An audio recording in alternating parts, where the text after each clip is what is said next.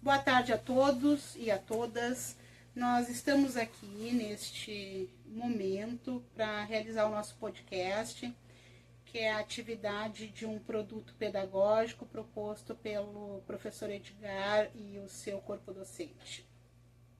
Para tanto, nós vamos falar sobre o tema escravidão e como subtema falaremos sobre a capoeira, a sua importância e a sua contribuição para a nossa recente história. Para tanto, nós temos dois convidados, o professor Sombrinha e o instrutor Anderson, que vão abrilhantar o nosso podcast. Para tanto, eu os convido a sentar-se no nosso sofá.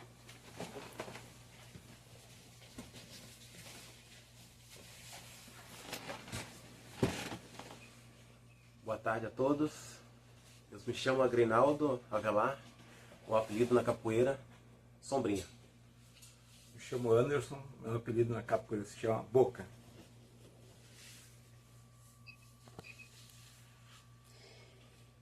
Então, com vocês, a Sandra vai fazer as perguntas e depois faremos um fechamento. Contigo, Sandra. Boa tarde a todos, Letícia, professor Sombrinha, instrutor Anderson, obrigada por estar aqui com a gente. Então, eu vou fazer algumas perguntas para vocês, né?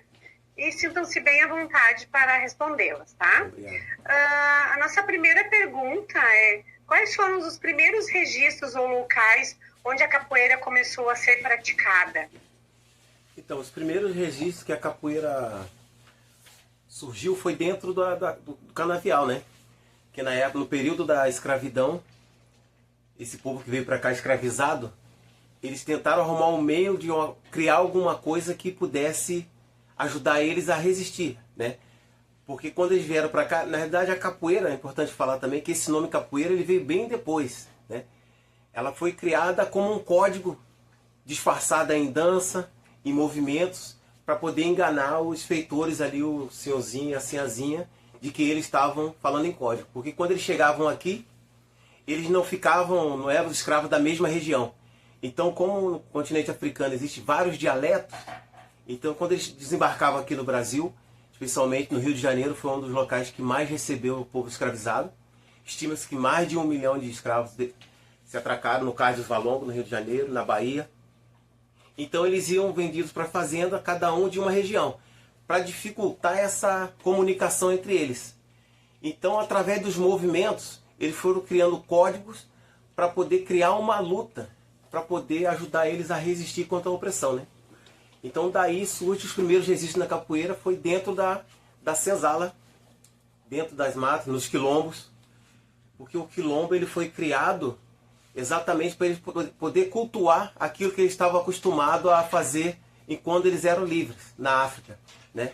Só quando eles chegaram aqui eles não tinham acesso à religião, não tinham acesso à escola. Então o quilombo ele foi criado exatamente por conta disso. E dentro desse quilombo existiam os grupos que invadiam a Casa Grande para poder libertar os outros escravos. Então a capoeira surge no meio das senzalas, dentro dos quilombos. Esse tipo de treinamento, pode-se dizer, né? Sim. De que forma a cultura africana influenciou no surgimento da capoeira? Então, a gente pode se dizer que a capoeira ela é afro-brasileira, né? Porque ela foi criada pelos africanos, mas ela nasceu aqui no Brasil. O nosso mestre costuma dizer que a capoeira ela engravidou na África e nasceu aqui no Brasil. Então essa foi uma herança que eles deixaram aqui pra gente. Porque a capoeira, o significado realmente da capoeira para mim é liberdade, né? É a luta pela resistência. Então foi essa herança, essa importância dos africanos para nós aqui, foi a criação da capoeira que eles deixaram para nós. A capoeira ela ajudou os escravizados a resistir à opressão nesse período colonial, né? Isso. Por que tu acha que a capoeira ela chegou a ser proibida no Brasil depois da abolição da escravatura? Então, depois da abolição da escravatura, quando acabou a abolição da escravatura, os escravizados não tinham para onde ir. Então eles não tiveram aquela equiparação de terra, Então eles foram abandonados, cada um por si. Então com isso, eles ficaram perambulando pelas ruas, começaram a subir os morros, o governo foi expulsando eles para o morro, daí surgem as favelas. A primeira favela que surgiu foi no Rio de Janeiro, que é o Morro da Providência. Entendeu? Então daí surgem as favelas. E como eles eram contratados muitas vezes e tidos como os vadios, quem fosse pego jogando capoeira, porque antes dela entrar no Código Penal, eles eram contratados para fazer baderna. Pela politicagem, digamos assim, né? Então, com isso, o que eles fizeram? Marechal Deodoro da Fonseca, ele inclui a capoeira no Código Penal. Não só a capoeira em si, mas toda a manifestação que veio do negro. Então ela foi proibida. E ela ficou proibida aqui no Brasil durante 47 anos. Então quem fosse pego jogando capoeira, era uma pena de 2 a 6 meses de cadeia, às vezes vários anos. Então depois de 47 anos, ela, já no período de Getúlio Vargas, né? Ele pede uma apresentação de capoeira, onde já existiam 2 grandes mestres da Bahia que já estavam fazendo esse resgate. Um que é o Manuel dos Reis Machado, mais conhecido como Mestre Bimba, e o outro Vicente Ferreira Pastinha, conhecido como Mestre Pastinha. O apelido na capoeira é até importante falar que ele surge no momento dessa proibição, porque toda a roda de capoeira que eles faziam em praça pública, nos becos, nas vielas, era sempre num local estratégico, de frente para a porta da delegacia. Por quê? Quando chegasse a cavalaria, saísse de lá para acabar com a roda ali que eles estavam fazendo, eles já falavam que não, estamos apenas dançando. Eles não falavam que estavam jogando capoeira. E o apelido, ele surge para dificultar a polícia identificar aquele capoeirista. Então daí surge o apelido. Então quando Getúlio Vargas pede apresentação de capoeira, Manuel dos Reis Machado, o Mestre Bimba, faz essa apresentação. E nesse dia da apresentação ele ganha um certificado de educador físico. Então a capoeira passa a ser praticada dentro de um recinto, dentro de uma sala. Então surge aí a primeira academia de capoeira no Brasil. Entendeu? Então por isso que ela, da proibição até a liberação, foram 47 anos que ela ficou no Código Penal. Toda a manifestação que vinha do negro. Tu acredita que a capoeira, ela carrega marcas da luta do povo escravizado ainda? Com certeza. Isso aí é uma coisa que ela vai... Eu sempre acredito que a capoeira ela vai resistir por muitos e muitos anos ainda, para a gente sempre lembrar do que aconteceu, né? Desse período de quase 400 anos de escravidão. Então eu acredito que a capoeira ela vai sempre estar viva. Enquanto existir uma roda de capoeira, enquanto existir um berimbau tocando, vai estar sempre viva a luta desse povo que sempre lutou para resistir. E nunca desistiu. Que às vezes aprisionaram o corpo, né? Mas a mente dele, a busca pela liberdade, nunca foi aprisionada. Isso, muito bem. Qual que tu acha que é o papel da capoeira hoje como símbolo da cultura afro-brasileira e da liberdade? Qual é o papel que ela desempenha hoje perante os jovens que vocês, né, que vocês ensinam, repassam essa cultura, né? Qual que tu acha que é o papel? Qual é o símbolo que é da cultura afro-brasileira? Então, além da capoeira ela fazer parte da história do Brasil, que não tem como a gente falar da história do Brasil se não falar dos negros, se não falar o que eles fizeram para poder lutar pela liberdade deles. Hoje a capoeira ela é uma grande ferramenta de inclusão, né? De inclusão social, independente da cor da pele, independente de religião. A capoeira ela é uma arte que engloba várias artes. Então dentro da capoeira existem várias artes. Tem um artesão, tem um malabarista, tem um compositor, tem um músico, tem um historiador. Então a capoeira não precisa necessariamente só eu ir lá para levantar a perna. Então a capoeira ela é muito mais profunda do que só simplesmente ir porrada de capoeira e jogar. Então a história da capoeira faz realmente a história do Brasil. E hoje, o objetivo nosso da Escola Abadá Capoeira, no qual nós fizemos parte, que a Escola Abadá Capoeira é uma sigla que significa Associação Brasileira de Apoio e Desenvolvimento da Arte Capoeira. E a Abadá Capoeira foi reconhecida pelo MEC pelo seu sistema de ensino, seu método próprio de ensino. Então, para nós, formar lutadores é muito fácil. Agora, a gente encaminhar esses jovens, as crianças, num caminho do bem, formar cidadãos de bem, esse é o nosso maior objetivo hoje com a capoeira. E ela é uma excelente ferramenta de inclusão social. E hoje ela é a maior divulgadora da língua portuguesa no mundo. Porque todo estrangeiro que hoje faz capoeira, tem que aprender a falar o português. As aulas são dadas em português, as músicas são cantadas também em português. Sim. Então hoje ela é a maior divulgadora da língua portuguesa no mundo. O senhor é professor, né, de várias faixas etárias, né? Sim. Além dos movimentos e ritmos, os participantes têm envolvimento com as questões históricas, né? Vocês contam para eles a história da capoeira, eles entendem assim que foi um movimento de resistência? Sim, isso aí é uma coisa que eu sempre passei desde quando eu comecei a dar aula. Eu sempre explicava para eles o que, cara? A capoeira não é só praticar. Você tem que entender, não só a capoeira, toda a arte marcial, qualquer coisa que a gente vai fazer, a gente tem que se aprofundar e saber realmente a história. Qual foi o objetivo que ela foi criada, a transformação que ela teve. Então, as minhas aulas hoje eu trabalho dentro da creche, já passo para eles a história, mas falando de uma forma mais lúdica, para que eles possam entender. Então, mas eu sempre, em primeiro lugar, é a parte histórica. Eu faço com que eles entendam o que é a capoeira, para depois eles aprender a fazer a capoeira, que é muito importante. E o que o senhor considera essencial para manter viva essa tradição da capoeira? Esse trabalho que vocês fazem, né, ele já é um método, né, de manter viva, né?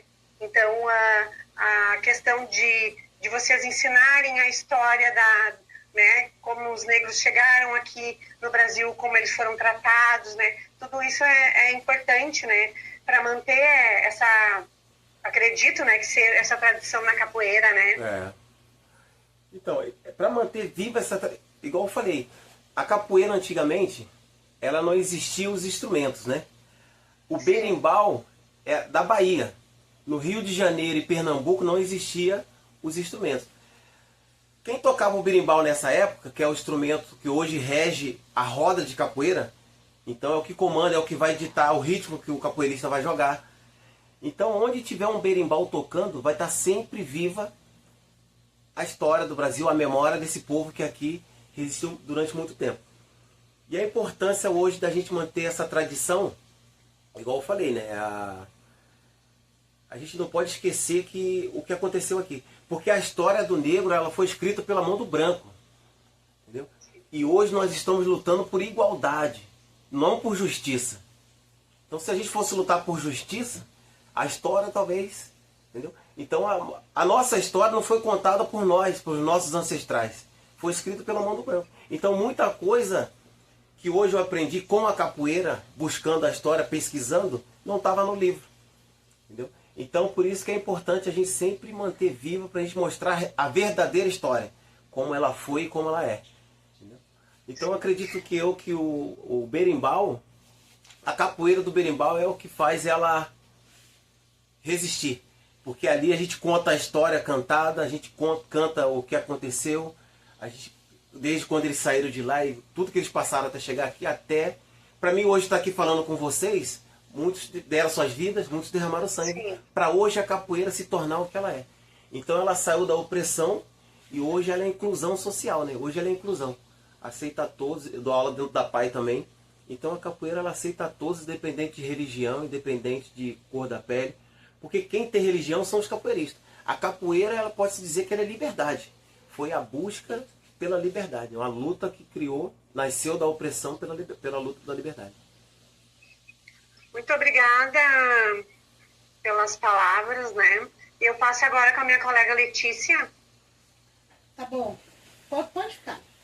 Eu sigo daqui, mas eu vou deixar os nossos entrevistados no vídeo. E para complementar... fantástico. Obrigado. Eu não imaginava. Eu li muito sobre, mas essa história narrada ela é muito diferente da história escrita, né? E, claro, já dentro dessa ótica que tu mesmo falaste, que a história não foi gerenciada, não foi escrita por quem a viveu, mas por outras mãos, né? Muitas mãos, na verdade. Muitas mãos, né? E então, fantástico. Eu fiquei muito curiosa para aprender mais. É que até Claro. É até importante também falar que, igual o 20 de novembro, né, que foi o dia da morte de Zumbi dos Palmares, que foi o maior líder do Quilombo dos Palmares, né, que libertou vários escravizados, mas existiram também outros líderes também. Eu sou do interior do Rio de Janeiro, da cidade de Vassouras, que é uma cidade histórica, que é a terra dos Barões do Café. E lá existiu também um grande líder que foi o Manuel Congo. Então teve a esposa de Zumbi também, que foi a Dandara, que ajudou a libertar vários escravos. Sim. Então, Zumbi dos Palmares foi o que mais resistiu, né? Porque o Quilombo dos Palmares foi o último quilombo a ser destruído. E interessante que dentro desse quilombo existiam os grupos que eram treinados pelos Zumbi dos Palmares para invadir a Casa Grande para poder libertar os outros escravizados. E ele fala uma frase que é interessante, que ele teria libertado muito mais escravos se ele soubesse que eles eram escravos. Porque aquele escravo que trabalhava dentro da Casa Grande, querendo ou não, ele tinha umas condições de vida melhor do que aqueles que trabalhavam no campo. Porque era assim que eles eram divididos, né? Então até aquele móvel mesmo que tem na beirada da nossa cama, que a gente chama de criado mudo, esse móvel ele veio dessa época. Porque os escravizados que trabalhavam dentro da Casa Grande, ele era um criado. Então ele tinha que ficar do lado da cama a noite toda para atender todas as necessidades do senhorzinho e da senhorzinha. Daí surge o criado mudo. Então tem muita, até a culinária também africana também influenciou muito aqui também no Brasil, a feijoada, muita coisa vieram com eles, né? Então existiram vários heróis também que a gente não pode nunca deixar de lembrar, né? Que a luta não foi de um sozinho dos Zumbi Palmares, foi de vários. Foi a união de todos pela busca da liberdade. Então o Quilombo ele surge exatamente para isso. Foi criado com o objetivo de eles poder cultuar a liberdade que talvez eles tinham lá na África. Então ali eles se sentiam melhor e eles se reuniam para poder comungar. Então, muito, né, novamente, interessantíssimo as questões históricas que nós nem sabíamos para que lado estávamos indo, na verdade. Nós tínhamos um propósito, mas acredito que a Sandra compactue comigo que o nosso propósito ele excedeu as fronteiras e foi muito melhor do que a gente podia imaginar. Com certeza. Sandra? E aí eu quero só fazer um complemento de algumas coisas que eu pensei, então, né? Tu já falaste alguma coisa a respeito, mas que então a capoeira é considerada uma das maiores manifestações culturais brasileiras. Ela é reconhecida mundialmente como prática que une esporte e a arte. A música é um dos elementos que distingue essa modalidade de outras lutas, né? Inclusive é essencial para que o praticante seja considerado um capoeirista completo, questão da música, né? Além dos movimentos corporais, os praticantes também devem saber tocar os instrumentos de origem afro-brasileira, como atabaque, agogô e berimbau. Isso? Bandeiras. Tá correto? Tá correto, tá correto. E esse último é o principal dos instrumentos, então, né, que é o berimbau, como também vocês já comentaram.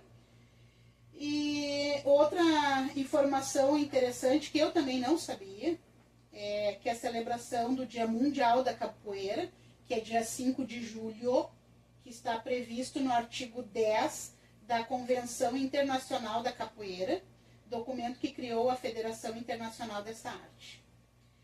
Em 2014, a prática então foi reconhecida como Patrimônio Imaterial da Humanidade pela Unesco, que é a Organização das Nações Unidas para a Educação, Ciência e Cultura. E a tradição então passa a ser vista como uma filosofia de mundo que busca manter o respeito entre comunidades, prover integração social e salvaguardar a memória de resistência do povo vindo da África. Confere, Sombrinha. E no Brasil, a roda de capoeira então já havia sido reconhecida pelo IFAM como Patrimônio Cultural Brasileiro desde julho de 2008. que é uma conquista que reflete mais de 8 décadas de combate contra o preconceito à prática, como tu abriste a nossa conversa, né? Então eu acho que nós tivemos um êxito muito grande em poder entender um pouco mais, conhecer um pouquinho dessa história tão importante, tão grandiosa, muito triste, é fato, né? Mas que bom que hoje nós temos uma abertura maior frente à sociedade, que nós temos espaço para todos, que consigamos sempre poder olhar para frente de maneira igualitária e de maneira equitária. Que possamos ver todos de uma mesma maneira, cada um à sua maneira. Né? E então, Sandra, não sei se tem mais alguma coisa a complementar. Não, só agradecer, né, da disponibilidade deles para ajudar a gente nessa tarefa, né, e dizer, né, da nossa, como a Alicia falou, nossa matéria são temas sensíveis, né, e a gente quis trazer a capoeira. A gente sabe que a época da escravidão é uma parte muito triste, né? E que a gente acredita que a gente luta, né, para que isso não se repita, para que, né, reparações sejam feitas, né? E a gente só tem a agradecer por vocês dois, por estarem aqui com a gente, né? E dizer que a gente faz parte dessa luta também. É o que o nosso mestre sempre fala, que o brasileiro ele não precisa aprender a jogar capoeira, mas ele precisa entender o que é a capoeira para ele conhecer a própria história. Porque às vezes quem não sabe de onde vem não vai saber para onde vai, né? Então se não voltar lá atrás nas origens... Então o brasileiro não precisa jogar capoeira, ele precisa entender o que é a capoeira. Que ela é a história do Brasil, né? Então, eu só tenho a agradecer também pelo convite. Fiquei muito feliz pelo convite que eu recebi. Espero ter ajudado vocês. Com certeza. Pode contar sempre com a gente também.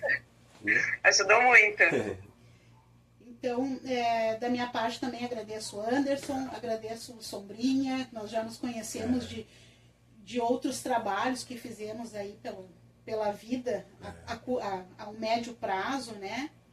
E que foi de muita valia, grande colaboração essas informações, e que a gente possa, nós enquanto acadêmicas, com essa aula de história que nós tivemos aqui, que nós possamos ter um pouquinho mais de base para quando nós chegarmos lá na frente dos nossos alunos efetivamente, já poder ter um pouquinho de conhecimento para trazer essa história oralizada. Que, volto a dizer, né, uma coisa é o que está escrito, mas quando a gente escuta de pessoas que realmente entendem daquilo que estão falando, daquilo que fazem, e eu acompanho o teu trabalho e eu sei o quanto tu é fantástico em todas as áreas que tu atua, com as crianças bem pequenas, com os bebês, com as crianças pequenas, com o pessoal do Fundamental 1, Fundamental 2 aqui do município, mas todo o trabalho social que eu sei que tu tem, além de vocês trazerem o Abadá Capoeira aqui para dentro da cidade, com campeonatos e com atividades coletivas que eu também acompanho na rede.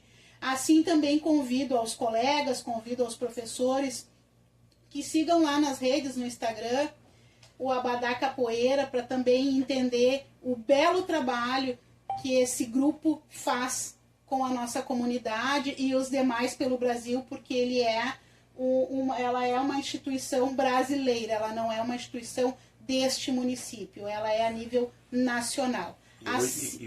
Sim, claro. E hoje a Abadá Capoeira está em mais de 64 países. Ah, bom, então, né? Em todos os estados brasileiros. Então, olha o tamanho da informação, né? Hoje porque existem os grupos de capoeira, existem as escolas de capoeira. E a Abadá Capoeira é uma escola de capoeira mesmo, reconhecida pelo MEC, pelo seu método de sistema de educação. Que é fantástico. Ensino, que é fantástico. Que é fantástico. Então, hoje ela está em mais de 64 países e em todos os estados brasileiros. Então, Levando a arte e a história, né, do Brasil. vamos seguir lá para a gente conhecer um pouco mais, né? E quem sabe daqui numa outra oportunidade a gente possa trazer os nossos convidados para uma aula Uma vivência. prática, uma aula prática, não só uma aula teórica. Fica aí um convite para um futuro próximo. Pode contar com a Então, gente. aqui a gente se despede agradecendo, eu e a Sandra, então, e agradecendo também ao professor pela oportunidade desse trabalho tão rico, tão intenso, com tanto propósito no processo que a gente está vivendo enquanto acadêmicas. Um abraço a todos. Um abraço, obrigada. Um abraço.